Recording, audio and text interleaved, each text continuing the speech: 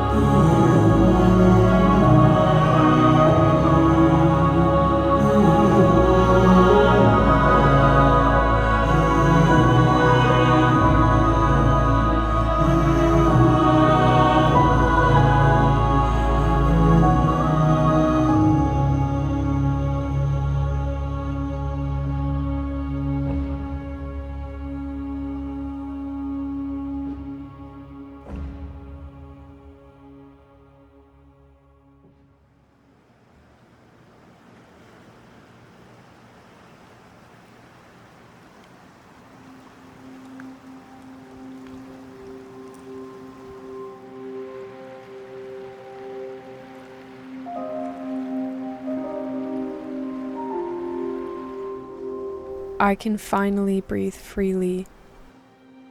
I can move and think and expand in ways I never could in the city.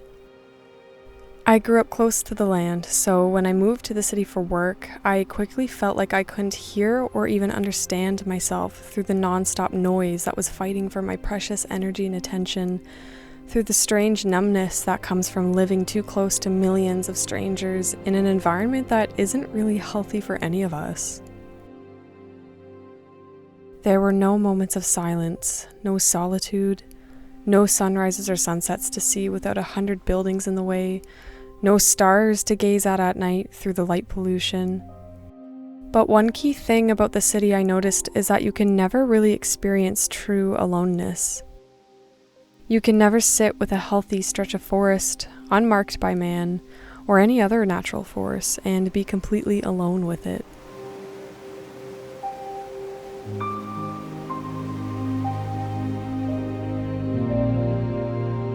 This is something that every person should be able to experience in their lives, and I wonder about what it does to people when we can't access something as simple and as deeply tied to our existence as the land. There are lots of amazing and crucial things about cities that I know so many people depend on, but seeing the backwardness of a largely broken system every single day, knowing there's not much I can do about it, had me in a desperate state to return to the land and get away from this strange version of reality that didn't make any sense to me.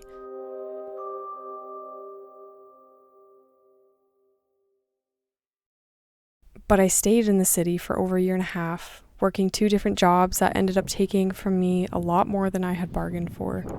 It wasn't long before I realized that I was living in a perpetual state of chronic stress and agitation, watching my mental and physical state deteriorate before my eyes, never really understanding why I was going through my days in a fog until I started putting the pieces together. I think that cities have somehow evolved to remove us from the land, to erode our relationships to ourselves and to each other through our relationships with the land. Living this way has made us forget what we really are, what really matters in this life. When I was approaching my lowest moments, I stumbled across this genre on YouTube where people have been sharing their stories of how they left the lives they so diligently built in the city to throw it all away and start from scratch somewhere remote, somewhere close to nature, close to community. I felt like the air was sucked out of my lungs, both in inspiration and, surprisingly, in escalating anxiety. In all of these stories, people talk about going down the safe, conventional paths that, if we're fortunate and privileged enough, we're taught to follow, but they found that this way of living only sucked the health and joy from their lives. They all reached a tipping point where enough was enough, and they changed everything. I realized that I was at the same crossroads. Follow the safe route that I knew was removing nearly every ounce of well-being I had, or do something outside the realm of what is expected of me, something that even I wouldn't know as safe or predictable, and both of those options terrified me equally. I was stuck for months, tearing myself apart, not knowing what I was meant to do or how to get to the place that, deep in my intuition, I knew would feed every inch of my being. Eventually, I decided that I was going to leave the city and I was going to move more than 1,000 kilometers north.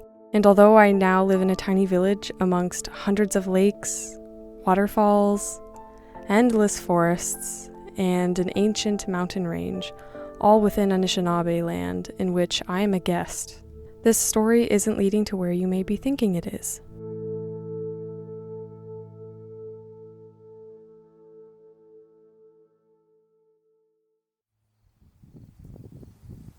Instead of moving into a cabin in the woods to live a simple life on my own terms, I've decided to go back to university and finish my forestry degree.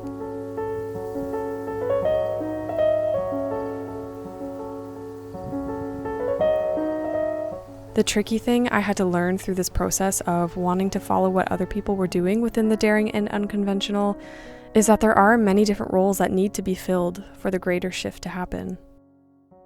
I needed to figure out how to create my own path based on what would work for me, not according to any external expectations or suggestions. I had to give myself permission to make a decision using not only my mind but also my heart, instead of just one or the other. I also had to learn how to trust myself in whatever decision I made, knowing that you can never fully know what's actually going to come of any new change.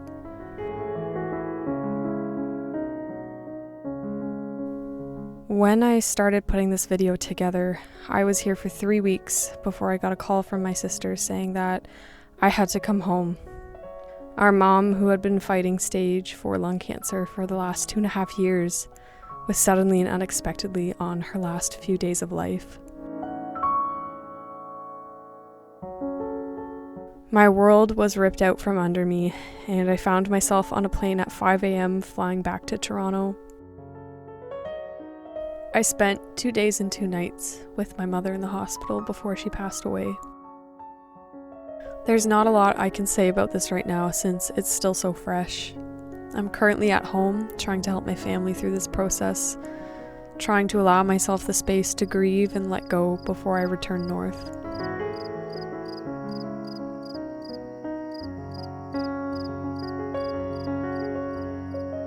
I was really hoping I would finish this video before my mother passed, but I at least got to show her the opening, and when I did, her only response was, "Does it heal your soul?"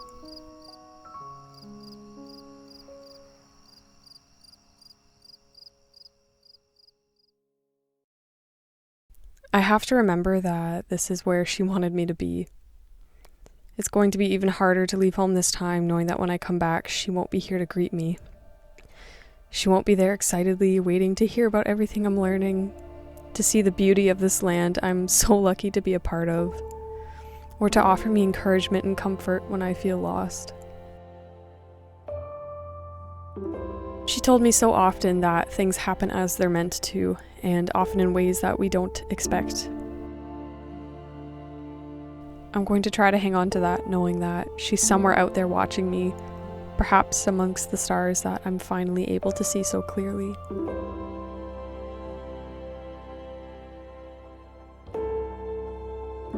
If you're in a similar situation as I was before I made this change, where you know that something different needs to happen, but you're not sure what, or maybe you do know, but you're afraid to look it in the face, I hope that you can find your way. Thank you for listening to my story, and I'll see you in the next one.